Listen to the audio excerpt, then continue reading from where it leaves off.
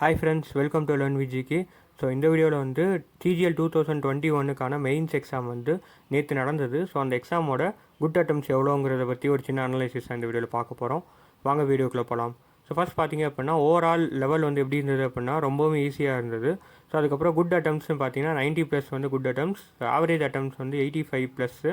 அதுக்கப்புறமா அட்வான்ஸ் மேக்ஸ்லேருந்து கேட்ட கொஸ்டின்ஸ் எல்லாமே நம்ம ஜென்ரலாக ஈஸியாக போடுற மாதிரி தான் இருந்தது. டைரக்ட் ஃபார்முலா சப்ஸ்டியூஷன் பண்ணுற மாதிரி தான் இருந்தது.